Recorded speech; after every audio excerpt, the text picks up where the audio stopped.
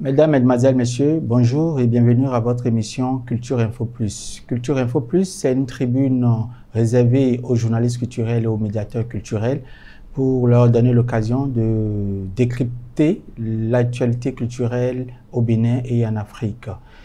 Pour cette édition, nous avons le plaisir de recevoir Monsieur Marcel Kogodo. Marcel Kogodo est journaliste culturel, président de l'association Noyau Critique. Marcel, merci d'avoir accepté notre invitation. Bonjour à toi, Franck.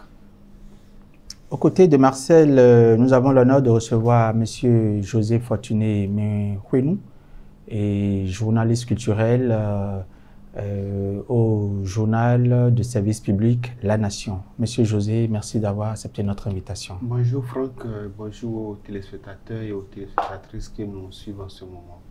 Merci beaucoup. En fin de semaine dernière, le ministre de la Culture a procédé au lancement officiel d'un coffret intitulé « Anthologie de la musique béninoise ». Et l'anthologie de la musique béninoise, c'est 63 chansons, je pense bien, 63 chansons d'environ 53 artistes béninois.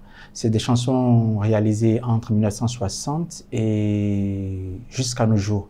Monsieur Fortuné Mehouenou, que pensez-vous, quelle lecture faites-vous de cette initiative? Merci Franck. Je crois que c'est un projet à saluer, sur, je pense, 2 ou 3 dimensions. La première dimension, je pense que c'est la dimension sauvegarde de tout ce qui constitue le patrimoine musical béninois de 1960 à ce jour. C'est vrai qu'avant cette initiative-là du ministère de la Culture, il y a eu d'autres initiatives qui ont essayé, des initiatives privées, il faut l'avouer, qui ont essayé de sauvegarder d'une certaine manière la musique béninoise dans le temps. Mais vous savez qu'un projet de ce genre demande beaucoup de moyens, beaucoup d'investissements, ça demande un travail technique profond, ça demande même un travail technologique assez pointu. Et donc, lorsque l'État se lance dans un projet comme celui-là, c'est beaucoup plus facile à faire. Et donc, l'initiative est à saluer. La deuxième dimension, c'est cette dimension-là, le Bénin musical résumé. Vous avez en un seul coffret de 5 CD. Vous pouvez écouter, j'allais dire en un seul coffret de 5 CD, 53 artistes de la musique béninoise, musique toutes tendances confondues, moderne, traditionnelle, moderne d'inspiration traditionnelle, tout ce que vous voulez. Et donc 63 artistes, 63 chansons de 53 artistes en un seul coffret.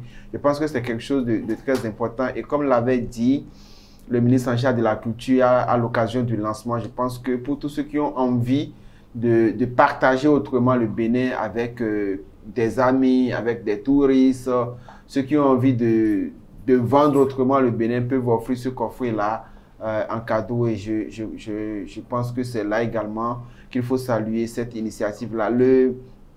La dernière dimension qu'on pourrait également mettre en exergue de mon point de vue, c'est que ce coffret anthologique de la musique béninoise vient un peu comme pour permettre à la génération actuelle d'écouter un peu tout ce qui a été fait. Parce que c'est quand même de la musique béninoise depuis 1960 et nous sommes en 2021.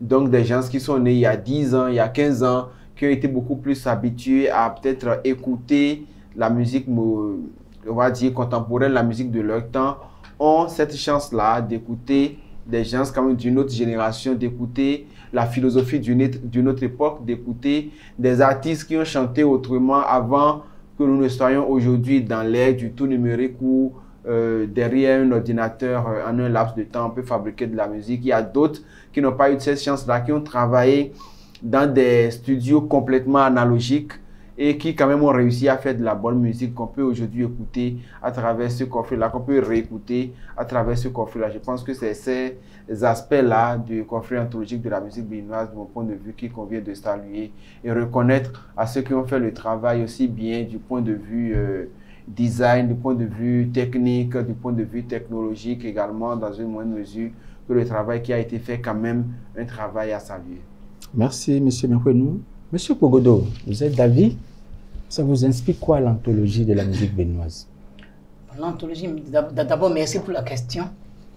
L'anthologie de la musique béninoise, c'est un coffret, comme l'a dit Josué, un coffret comportant 5 CD. Un CD, chacun des CD incarnant une idée. La première idée, c'est la musique moderne au Bénin. Et nous avons, en 60 ans, et c'est un coffret qui commémore les 60 ans d'indépendance du Bénin. Ça a été conçu, l'idée a été conçue, a été émise pour matérialiser les 60 ans d'existence du Bénin. 60 ans depuis que le Bénin a été déclaré pays indépendant, le 1er 1968 jusqu'à aujourd'hui, ce qu'on a eu comme musique, en matière de musique moderne, en matière de musique traditionnelle, en matière de musique moderne d'inspiration traditionnelle, en matière de musique urbaine et de musique tendance. Je crois qu'à voir le coffret, malheureusement, je ne l'ai pas apporté sur ce plateau. C'est une œuvre de très grande facture. Quand je regarde un peu la couverture, quand je regarde chacun des CD, et quand je regarde la qualité avec laquelle cela a été fabriqué, je peux dire que cette qualité est d'une facture remarquable, d'une facture intéressante.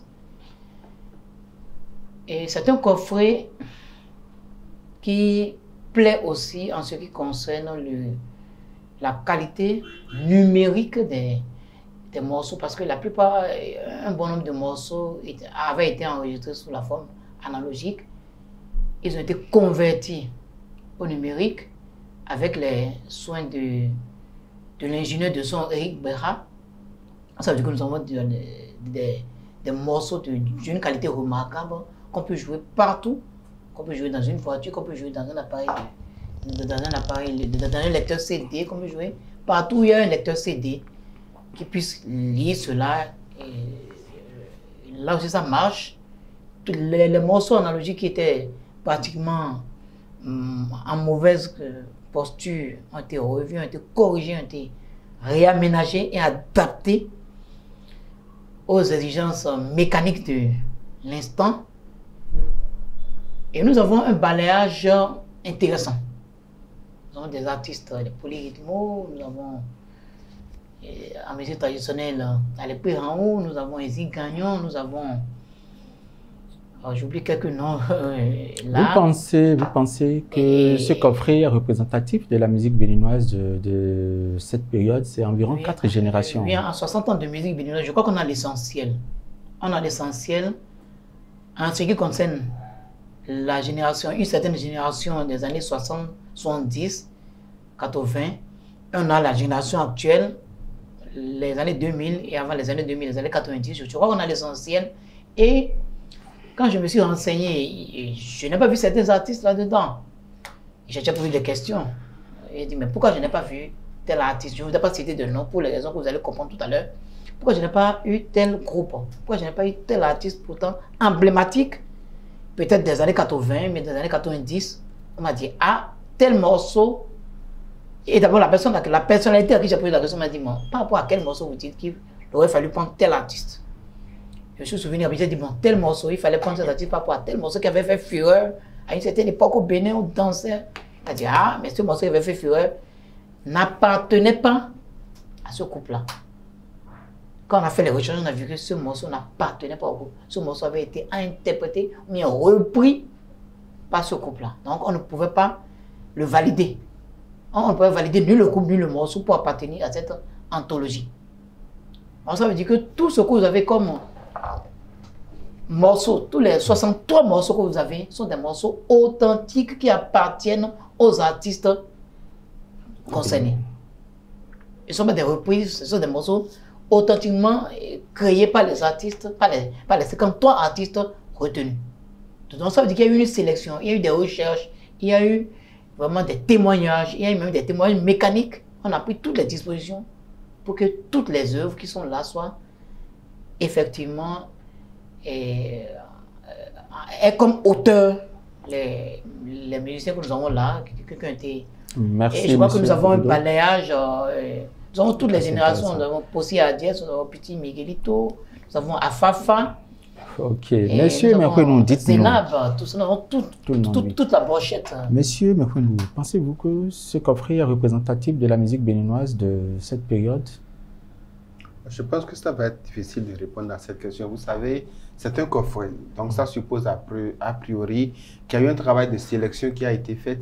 Je n'ai pas travaillé là-dessus. Je ne sais pas comment est-ce que ça a été fait, mais je suppose que ceux qui ont travaillé ont pris la peine à la base de définir des critères. Et Marcel faisait bien de rappeler quelques-uns tout à l'heure, de définir des critères. Et donc, il faut pouvoir d'abord répondre à ces critères-là. Donc, si vous ne répondez pas à ces critères-là, vous ne pouvez pas appartenir au coffret. Et bien évidemment, tout le monde ne peut pas appartenir au coffret. On ne peut pas dire que de 1960 à ce jour, on n'a eu que 53 artistes au Bénin. On en a eu peut-être des centaines.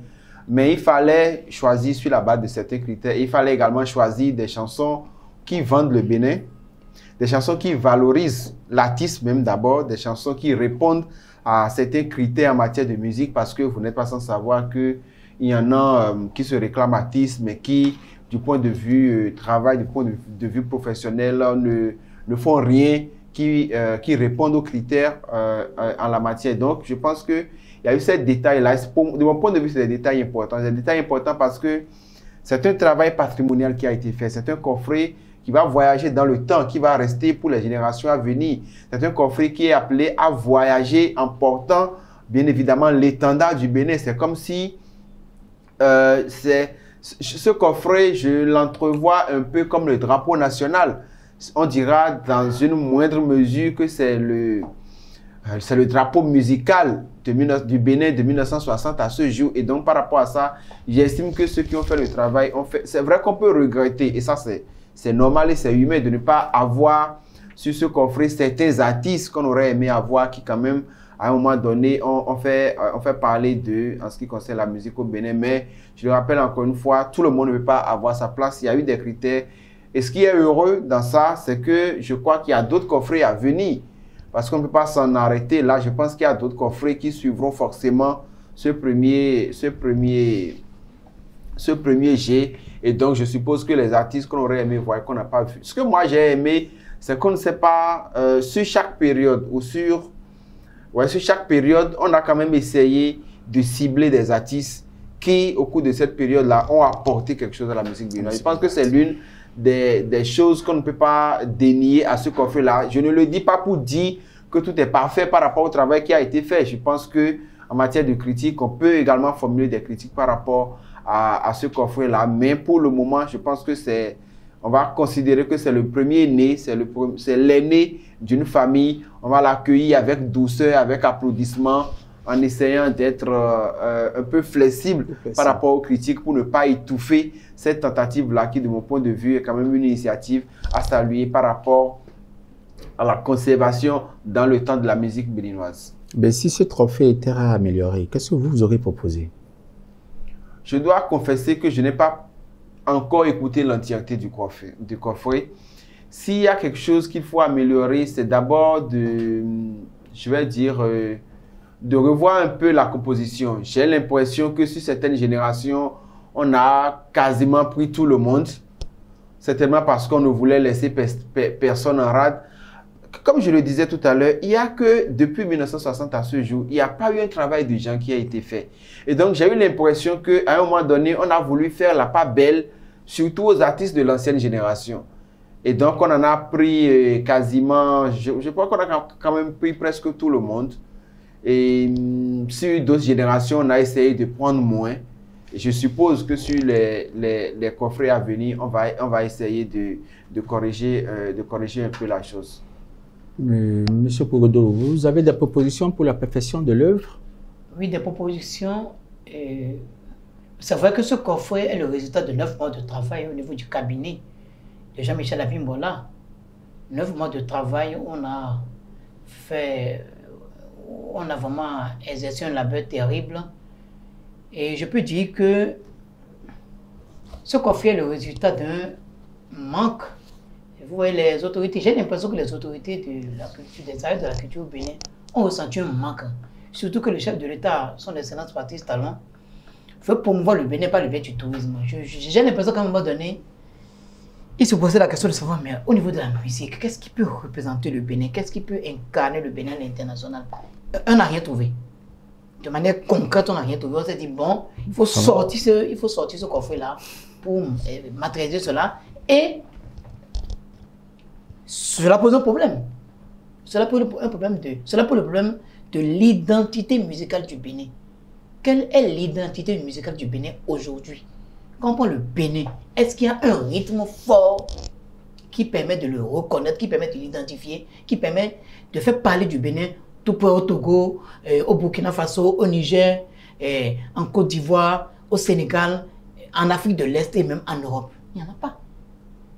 Donc ce que je voudrais proposer, c'est vrai que j'apprécie et qu'il y ait dans un futur proche l'anthologie numéro 2, l'anthologie numéro 3 pour pouvoir prendre en compte tous ceux qui ont été laissés en rade pour les besoins de faire une première édition et qui n'ont pas été négligés. Mais je vous proposerais que parallèlement à cela, comme il est impossible aux artistes en leur sein de s'organiser pour faire un rythme clair, les artistes peuvent s'entendre pour dire, bon, écoutez, on a assez fait de pagaille, faisons le chain system, faisons tous le chain system. Soyons humbles, faisons tout le chain system, mais faisons tous le soyo, faisons tous tel rythme pour qu'on ne voit que ça, attends, pour matérialiser le Bénin. Je crois que maintenant que les artistes, en leur sein, il est difficile de faire cela, c'est l'État maintenant qui va prendre son bâton de pèlerin. Ça soit difficile, mais c'est lui qui va faire qui va prendre son bâton de pèlerin pour dire aux artistes, ah, voilà, moi, j'ai bien envie que notre pays ait une identité musicale. Là, c'est peut-être le chef de l'État qui sont en train de s'entretenir avec eux, à la présidence des Bleus. Il a dit, j'ai bien envie que nous ayons une identité. Qu'est-ce que nous faisons? Quels sont les rythmes? Et là, il y a des arrangeurs de son, il y a des ingénieurs de son. Qu'est-ce que nous faisons? Est-ce que nous choisissons le soyo? Est-ce que nous choisissons le chain system? Est-ce que nous choisissons, c'est pas, le zekede? Revenez, allez réfléchir, revenez me parler d'un rythme fort que tout le monde va accepter humblement de pratiquer. Pour que nous puissions vraiment faire sortir le Bénin, faire révéler. Et là, c'est un thème politique que je n'aime pas trop utiliser. Mais c'est revenu parce que c'est ça, il faut révéler le Bénin. Il faut révéler le Bénin au point de vue musical. Et parallèlement aux autres éditions qui vont suivre par rapport à l'anthologie de la musique béninoise, il faudrait que nous ayons une initiative du gouvernement pour rassembler les artistes de la musique béninoise autour d'un rythme consensuel, d'un rythme plus ou moins consensuel que tout le monde va faire pour qu'on puisse dire ça c'est le Bénin. Au lieu qu'on attende, généralement qu'est-ce qui se passe au Bénin, on attend que les gens fassent l'expérimentation dans les pays voisins, au Ghana, au Nigeria, en Côte d'Ivoire, coupé, décalé, Zouglou. On attend que les gens fassent l'expérimentation, que les gens souffrent, que les gens lancent les rythmes, que ça ne prenne pas au début, qu'on y travaille, que ça finisse par donner quelque chose, que progressivement ça prenne et que ça devienne populaire pour maintenant récupérer ça. Pour dire maintenant, nous aussi, nous allons le faire remarquer par ce rythme étranger, pas ce rythme sous-régional, mais qui ne matérialise pas la richesse de nos rythmes au Bénin. Donc il faut, je crois que là c'est un cheval de bataille que doit, de mon point de vue, enfourcher le gouvernement pour amener les artistes à faire ce qu'ils auraient pu faire à leur propre niveau de manière naturelle, de manière spontanée. Monsieur Menkenou, vous avez eu l'impression d'avoir lu une identité culturelle à travers cette anthologie? Oui, forcément, on lit une identité culturelle. L'identité culturelle qu'on lit à travers cette anthologie, c'est que ce coffret est représentatif de ce que la musique béninoise a été de 1960 à ce jour. Par rapport à ça, je pense qu'il n'y a pas de débat. On a eu une musique assez diversifiée, assez variée, qui a abordé 1001 thématiques, qui a embrassé plusieurs rythmes béninois, rythmes traditionnels, rythmes modernes. Je pense que ce coffret est une belle synthèse de ce que nous avons eu au niveau de la musique béninoise depuis 1960 jusqu'à ce jour. Ça, il n'y a pas de débat là-dessus. Mais par contre, le débat par rapport à l'identité culturelle du Bénin, je pense que c'est un débat qu'on fera pendant longtemps. Pendant certainement très longtemps encore, on le fera. Et je ne suis pas vraiment d'accord avec la proposition de Marcel Pogodo qui voudrait qu'on appelle les artistes, qu'on régente, qu'on leur demande de s'aligner tout le monde. Vous proposez quoi? Je pense qu'une musique est d'abord riche de diversité. Aujourd'hui, tout le monde se plaît à parler, par exemple, de la Côte d'Ivoire, parce qu'on a vu que la Côte d'Ivoire a fait dans le coupé-décalé. Mais avant le coupé-décalé, en tout cas pour les gens de ma génération, n'oubliez pas qu'il y a eu la génération Zouglou. Et qu'après, la génération coupé-décalé est venue un peu comme pour dégager un tout petit peu la génération Zouglou. Et dans le même temps, tous les artistes ivoiriens n'ont pas pu faire que du Zouglou, du coupé-décalé. Il y a d'autres qui se sont essayés à d'autres rythmes. Il y a d'autres qui ont fait plein de choses. Donc, c'est en ça que c'est difficile aujourd'hui de demander aux artistes béninois de se mettre tous ensemble, de se mettre sur un seul rythme ou de leur imposer. En plus, qu'ils demandent au chef de l'État de s'engager dans cette bataille. Je pense qu'un président de la République a des choses beaucoup plus sérieuses à faire que de rassembler des artistes pour leur demander. On va et je pense que cette manière, non, je pense que cette manière-là de vouloir forcément qu'il y ait une marche à pas forcer de tous les artistes. Si on avait fait ça, vous êtes sûr que le coffret anthologique qu'on a aujourd'hui, là, aurait la diversité qu'il a là? Je ne pense pas. Et c'est en ça que je dis, c'est un sujet qu'il faut aborder avec toute la circonspection qu'il faut. Il faut aller avec tempérance pour ne pas réduire, pour ne pas tordre le cou au génie artistique de ceux qui s'essayent à la musique dans le pays. C'est vrai que nous avons, il y a une certaine pagaille, on ne va pas le nier. Et il y a également cette sorte de mimétisme-là qui fait que dès qu'un artiste a fait un rythme qui essaie de prendre un peu, tout le monde vient se ruer là-dessus pour un temps, après on retourne. Et donc il y a eu ce va-et-vient-là qui fait qu'aujourd'hui, on se perd un peu à parler du Bénin, du point de vue d'identité musicale. Mais dans le même temps, il y a eu des choses que... Lorsque vous parlez du Soyoyo, par exemple, aujourd'hui, je pense que c'est déjà ça, la question de l'identité musicale. On a connu un début par rapport à l'identité musicale du Bénin, mais qui peut-être n'a pas connu un suivi dans le temps. Lorsqu'on parle aujourd'hui du Soyoyo en termes de musique, vous rattachez le Soyoyo à quel pays? Si ce n'est pas le Bénin. Lorsqu'on parle de Tcheng System, vous rattachez le Tcheng System à quel pays? Si ce n'est pas le Bénin. Je ne connais pas d'autres pays, même s'il y a des artistes étrangers qui se sont essayés à ça. Mais je pense que le Tcheng System est d'abord parti du Bénin. Lorsque vous prenez le Tchengoumé, c'est le Bénin. Lorsque vous prenez le Masségoum, c'est le Bénin. Donc, vouloir tout de suite régenter catégoriquement pour dire c'est ce rythme-là que tout le monde fait, lorsque vous prenez le Goumbé, c'est le Bénin. Donc, vous allez tordre un peu le cou à cette diversité-là qui permet quand même d'apprécier la variété de la musique béninoise et qui permet également de partir de ces rythmes-là ou de cette richesse-là pour piocher quelque chose qui permette de vendre beaucoup plus le Bénin. Je pense que le problème qui se pose aujourd'hui, et c'est cela qui justifie peut-être l'avènement de ce conflit anthologique-là, c'est de pouvoir trouver sur le champ culturel des éléments qui permettent de vendre le tourisme béninois parce que un touriste qui vient, je pense qu'on a déjà assez vendu je vais dire quoi, les objets d'art que nous avons. Pendant des années, on a eu que ces choses-là pour offrir aux touristes, pour offrir à des étrangers, pour montrer que nous sommes en train de vendre ou de valoriser notre pays. Aujourd'hui, on a besoin d'un élément nouveau, de quelque chose que beaucoup de gens ne connaissent pas pour aller parler du Bénin, pour aller vendre le Bénin. Et je pense que c'est en ça que ce coffret-là fait bien de voir le jour parce que nous-mêmes, nous écoutons de la musique congolaise, nous écoutons de la musique américaine encore, on peut comprendre, c'est l'anglais. Nous écoutons la musique de bien d'autres pays. Nous ne comprenons pas forcément la langue, mais le rythme, la manière dont la musique est agencée, la manière dont l'artiste rend sa composition, tous ces éléments-là font que facilement on adhère à cette musique-là, on épouse la musique-là, on prend du plaisir à l'écouter. Et je pense qu'il va en être de même de ce coffret-là. Même si ceux qui l'écoutent ne comprennent pas forcément Dendi, ne comprennent pas forcément Fon, ne comprennent pas forcément Goum, ne comprennent pas forcément Yoruba, ne comprennent pas forcément Idacha. Je pense que en écoutant, ça leur permet de voir un peu, de comprendre un peu comment est-ce que le Bénin se présente du point de vue musical. Je crois que c'est l'un des atouts de ce coffret-là, à savoir trouver au plan culturel un élément qui vienne enrichir tout ce qui est fait aujourd'hui en matière de tourisme et pour vendre, pour révéler le Bénin. Merci beaucoup. On va changer de registre et on va parler cette fois-ci de l'ANESCMO. L'ANESCMO qui est l'Agence nationale des événements culturels, sportifs et manifestations officielles. Cette agence est depuis quelques semaines, sinon depuis quelques mois, l'objet d'un matraquage médiatique.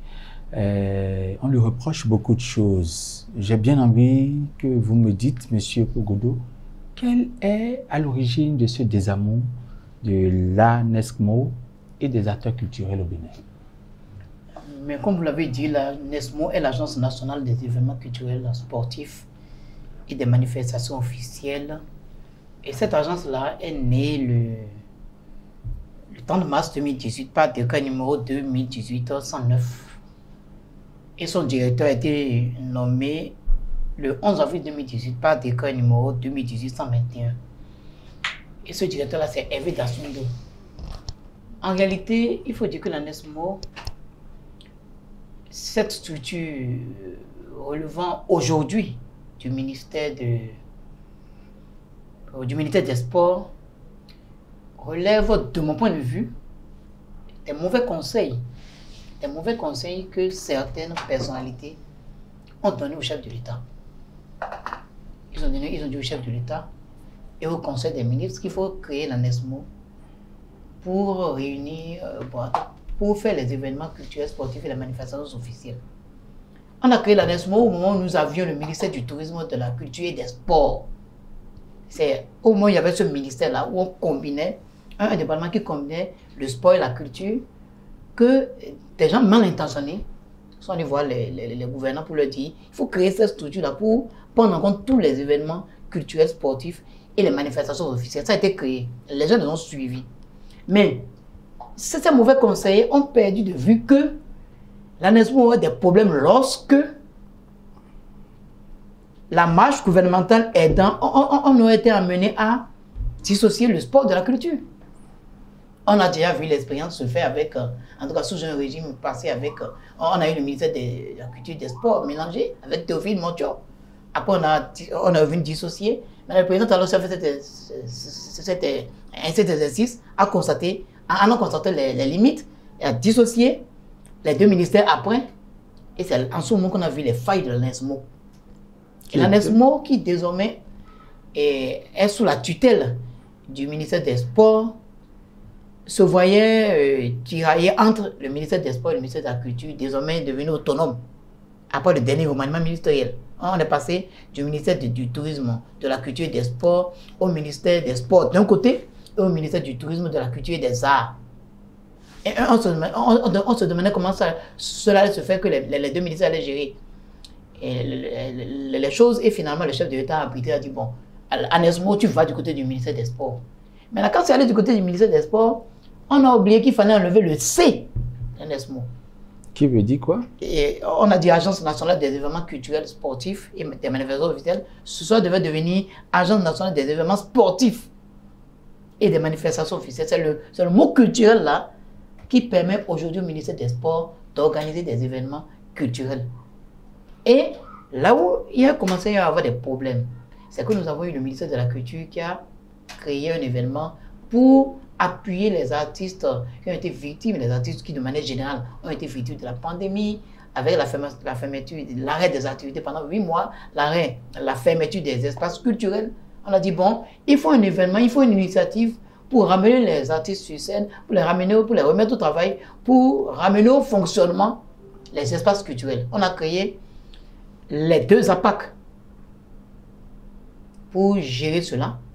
Au niveau des 2 APAC, et les 2 APAC se définissent, je me suis venu tout à l'heure, au niveau des 2 APAC, on a eu un spectacle d'humour au centre de l'Obozumpa, on a eu un spectacle de musique moderne à Africation City, on a eu des spectacles de musique traditionnelle, des spectacles de danse, on a eu plein d'événements, on a eu même un événement d'art plastique.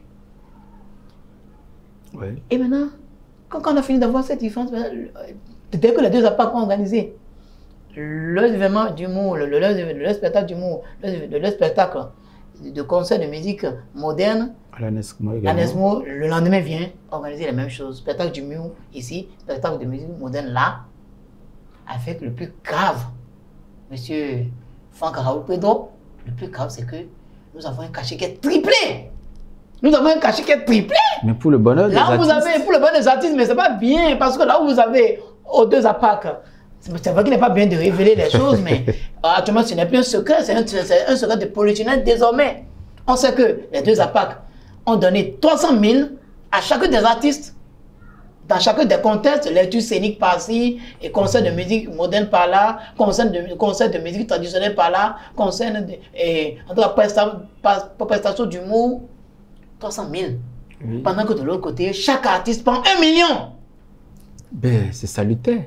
Qu'est-ce que vous reprochez à cela? C'est que l'ANESMO produit, et encore les présentateurs live sont mieux traités à l'ANESMO qu'au niveau du ministère de la Culture. Ça veut dire que nous avons un système anesmique qui veut maintenant prendre le leadership sur le ministère de la Culture, qui organise les mêmes événements que le ministère de la Culture et qui veut prendre le leadership, qui fait un effet de séduction et qui ratisse large au niveau du secteur culturel et qui va semer la désobéissance parce que l'autre va prendre on a appris cela. Pourquoi d'abord nous payons 1 million, vous nous payez 300 000? Ça veut dire qu'il y a 2 ministres qui vont s'affronter au niveau du gouvernement. Le ministre des Sports, dont dépend l'ANESMO, le ministre de la Culture qui a fait les 2 attaques avec le tiers du cachet. Et la cerise sur le gâteau, c'est ce concert de Fally Ipupa. On en reviendra. Monsieur Mekwenou, dites-nous, l'ANESMO, ça vous inspire quoi? Non, je pense que la guerre que Marcel fait à l'ANESMO, pour moi, elle est trop rude et j'ai l'impression qu'il va un peu trop vite en besogne aussi. Vous savez, l'ANESMO, d'abord, quoi qu'on dise aujourd'hui, c'est une agence. C'est une agence créée par le gouvernement, comme bien d'autres, parce que lorsque vous prenez, depuis 2016, vous observez que dans quasiment tous les secteurs importants de notre pays, il y a des agences qui ont été créées. L'agriculture, l'énergie, l'eau potable, le numérique, l'éducation aussi, je pense. Donc, dans presque tous les grands secteurs de la vie socio-économique de notre pays, il y a eu des agences qui ont été créées. Et donc, on ne devait pas s'offusquer outre mesure de ce qu'est une agence qui a été créée pour gérer les manifestations officielles d'abord, parce qu'il y a ça qu'il ne faut pas perdre de vue. Il y a quelques années, il y a une autre structure qui s'occupait des manifestations officielles qui était logée au ministère de l'Intérieur. Ça, beaucoup de ceux qui aujourd'hui font un peu le procès de l'ANESMO, je ne dis pas que tout est nickel à l'ANESMO, mais ceux qui font ce procès-là oublient un peu qu'il y avait une autre structure qui gérait les manifestations officielles. Et donc, l'ANESMO a récupéré cet attribut et à ça, on lui a associé les événements culturels, les événements sportifs. Donc, pour moi, de mon point de vue, une telle agence ne pose pas de problème. Et c'est vrai que l'agence a vu le jour. Et le débat par rapport à l'ANESMO, on serait plus à l'aise pour le faire si on avait eu la possibilité de lire, par exemple, le décret portant attribution, organisation, fonctionnement de cette agence-là. Mais on n'a pas eu la chance de le lire. On ne sait pas de manière concrète quelles sont les exigences dévolues de manière précise à cette agence-là. Sinon, on sait juste qu'on lui demande de s'occuper des manifestations sportives, des événements culturels et des manifestations officielles. D'accord? Donc, à partir de ce moment, l'agence ayant vu le jour, au moment où le ministère des Sports et le ministère de la Culture appartenaient à un même portefeuille, elle a fonctionné sans difficulté. Mais à partir du moment où le ministère de la Culture a été dissocié du ministère des Sports, l'agence est peut-être à ce jour, je dis peut-être parce que je le dis toujours, à ce jour, personne, en tout cas parmi nous ici, n'a eu la chance de lire l'AOF de cette agence-là. Donc, c'est difficile d'opiner sur ce que l'agence est en droit de faire ou ce que l'agence n'est pas en droit de faire. La seule chose que nous savons, c'est qu'il existe un ministère de la Culture à qui on ne peut pas dénier le droit d'organiser des manifestations culturelles. Un ministère qui a observé pendant quasiment un an que ses principaux intervenants n'ont pas eu la possibilité de travailler parce qu'il y avait un blocage sanitaire. On ne peut pas reprocher à ce ministère-là à un moment donné de remettre les artistes sur scène et de les gérer du mieux qu'il peut. Entre l'ANESMO et le ministère de la Culture, qui a le plus gros budget, on ne peut pas... En tout cas, moi, je ne sais pas... Non, mais c'est l'ANESMO. L'ANESMO a un budget de 6 milliards. C'est une agence de l'État. C'est une agence que vous n'avez pas créée. Qui vient créer des problèmes. Non. J'ai l'impression... Je suis d'accord avec vous. Vous connaissez le budget des autres agences? Non, ça ne m'intéresse pas. Mais ça devait vous intéresser. Ici, moi, je suis dans le secteur de la culture. Non, ça devait vous intéresser parce que vous ne savez pas. et je m'intéresse à ce qui est... Non, monsieur Pogodo, vous n'avez pas créé les agences. C'est 6 milliards. Vous n'avez pas créé les agences de l'État. 6 milliards et quelques. Vous ne savez pas dans quel esprit les agences de l'État ont été créées. Alors que la structure qui finance les activités des APA, c'est 1 milliard et quelques. Non. Au niveau du fonds des aides de la culture. Pourquoi est-ce que vous voulez comparer une agence, une agence mise en place par le chef de l'État? Pourquoi vous voulez comparer une agence? Pourquoi vous voulez comparer le budget d'une agence à une structure sous tutelle de ministère? C'est une agence qui vient semer le désordre. Moi, je pense que des gens comme vous, c'est des gens comme vous.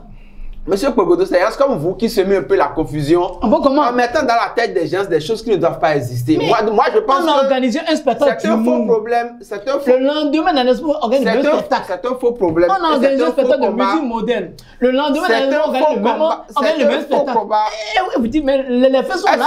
Est-ce que les artistes béninois sont allés prester au niveau de chaque organisation? Est-ce que lorsqu'on a fait les deux APAC, est-ce que les artistes béninois sont allés prester? Allez, il faut la liste. Est-ce que lorsque l'ANESMO a organisé ces événements, est-ce que les artistes béninois sont allés prester? Allons consulter la liste des artistes. Pourquoi est-ce que vous vous sentez gêné? Pourquoi vous vous sentez gêné? Parce qu'on a donné des cachets, peut-être ici, à des artistes. Est-ce qu'il y a eu, on leur a donné des cachets? Monsieur Mourenou, s'il vous plaît, dites-moi. Uniformiser les choses. Pourquoi uniformiser les choses? Pourquoi ne pas trouver une formule? On donne 300 000 et j'ai l'impression que les gens se servent de l'ANESMO.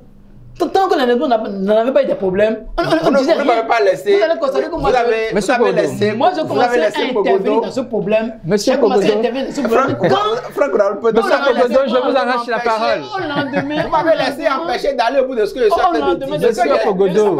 Moi, je ne disais rien de l'ANESMO jusqu'au moment où Monsieur Pogodo, c'est bon. Du spectacle d'humour, je vois notre spectacle d'humour, je dis, c'est quoi ça là? Au lendemain du spectacle, à Fédération Titi, je vois encore un spectacle et vanté par les réseaux sociaux. Et effectivement, le spectacle a eu lieu. Et quand on a fait nos recherches, on a vu les cachets étaient 3 fois ce que... Merci, M. Pogodo. Monsieur Mourenou, Monsieur Pogodo, c'est bon. Il faut le chef de l'État, qui est le président de la République, son état, le président de Patrice Talon. Est-ce que je peux parler finalement? C'est la fin de... Pogodo, est-ce que je peux parler? De l'éducation. Est-ce que je peux parler? Ou bien je me lève, vous pouvez parler. Vous parlez. J'ai dit une fois de plus que c'est des gens comme vous qui mettez la confusion dans la tête des populations. Parce que le problème est ceci. Est-ce qu'il y a un test de la République qui fait obligation à l'ANESMO d'aller soumettre son plan de travail au ministre de la Culture, par exemple? Je pense que non. Si, je ne sais pas par quel miracle ou par quelle coïncidence, on observe que des événements ont lieu dans la même foulée et c'est normal. C'est normal parce que... Ah bon? C'est normal parce qu'on a pendant quasiment... Avec des cachets différents. Bon, monsieur. Vous trouvez que c'est normal? Vous trouvez qu'il est... Monsieur Pogodo. Vous trouvez qu'il est bon? Vous dites une chose. Ça, c'est la même chose dans la même période. Monsieur Pogodo, vous aurez la parole. Vous aurez la parole. Marcel, vous dites une chose. Vous dites en même temps une chose et son contraire. Parce que j'ai l'impression que vous voulez réduire les artistes au seul cachet que donne le ministère de la Culture. Je ne suis pas d'accord. Si aujourd'hui, il y a des structures ou des entités qui ont la possibilité de payer mieux que ce que le ministère de la Culture paye comme cachet aux artistes, pourquoi on ne devrait pas empêcher les artistes d'aller chercher? Et je continue de vous dire, vous avez dit tout à l'heure, pourquoi on n'a pas s'entendre? vous avez non, rien n'oblige, rien ne demande à ce que... On peut uniformiser les cachets à 1 million? Si le ministère... Moi, j'ai bien envie, vu la misère qui... Si le ministère de la Culture...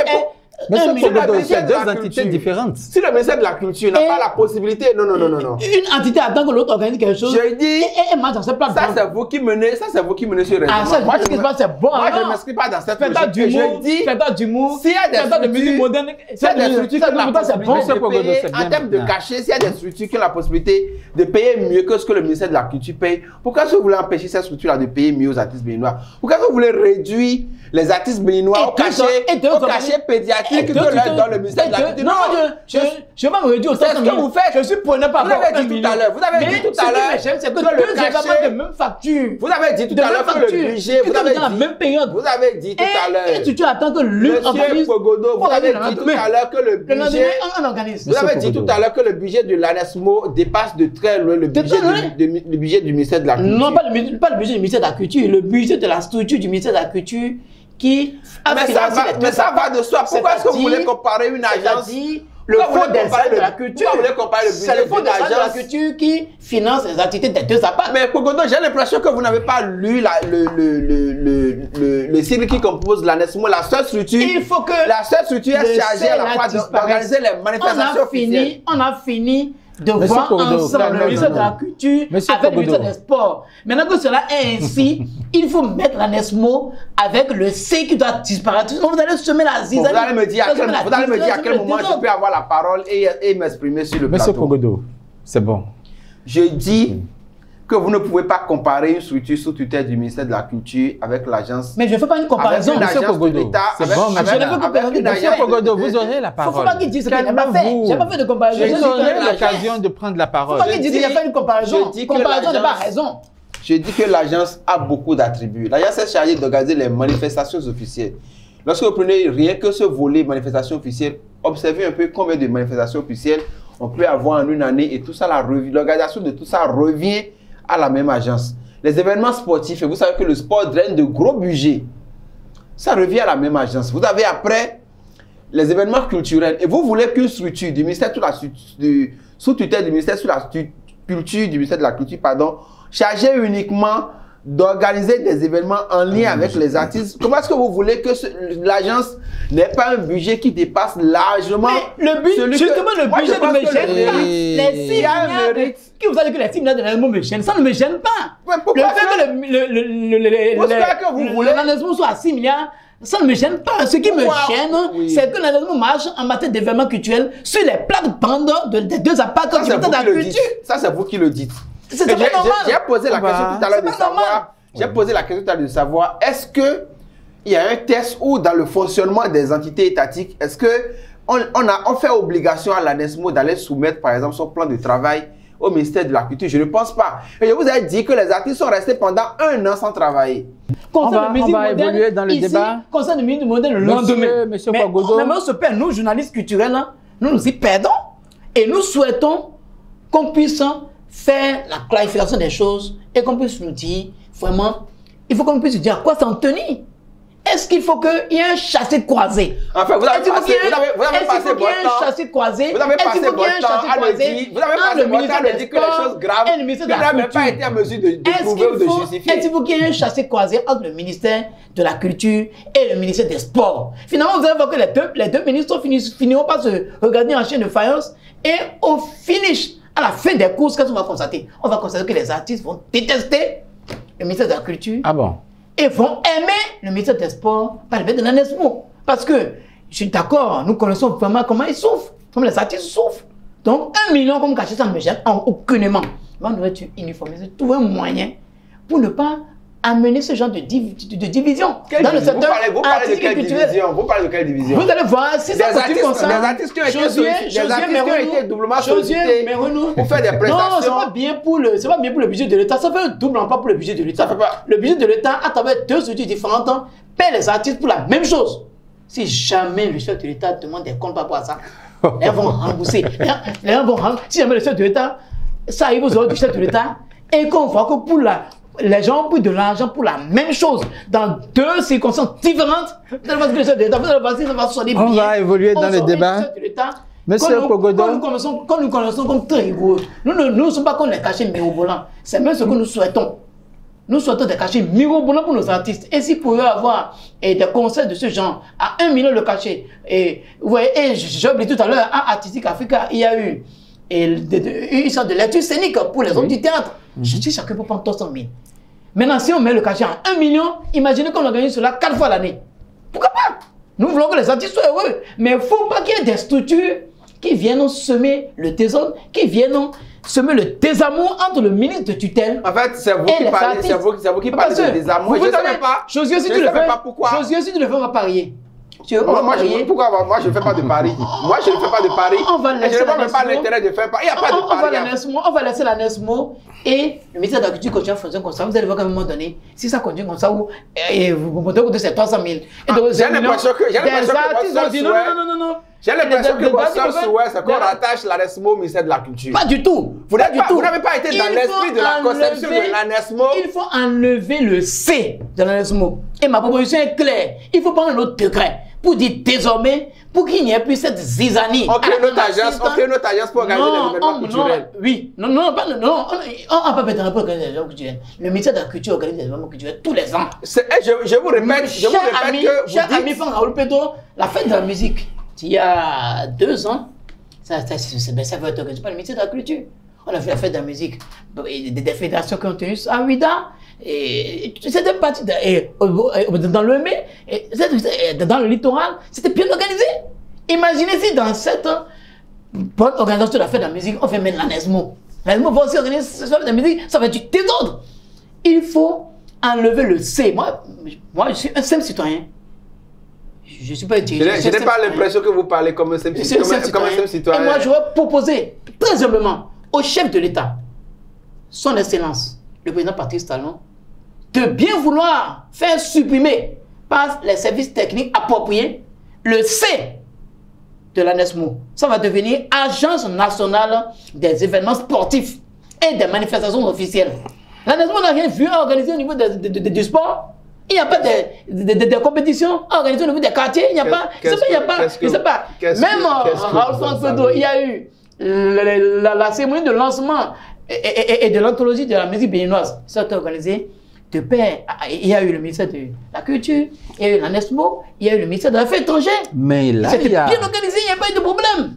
Il n'y a pas de problème. Si l'ANESMO n'est pas capable de s'entendre comme cela, comme on l'a vu pour la cérémonie de lancement du coffret, dont nous avons parlé tout à l'heure, si l'ANESMO, il n'y a pas la possibilité que l'ANESMO fasse corps, fasse chorus avec le ministère de la Culture pour organiser de manière concertée de même catégorie d'événements, mais c'est qu'on a encore enlevé le C pour qu'on ne vienne pas au l'ANESMO suivre le ministère de la Culture dans ces initiatives. Merci, M. Pogodo. Je réclame la parole et je souhaite que cette fois-ci, M. Pogodo ne m'interrompe pas jusqu'à ce que j'aille au thème de mon intervention parce que je l'ai laissé aller dans toute cette démonstration. Ouais. Il a dit beaucoup de choses. Après, il est revenu dire le contraire de tout ce qu'il a dit. C'est pas ça qui est important. Je ne pense pas non plus qu'on soit sur ce plateau pour faire le procès de l'ANESMO.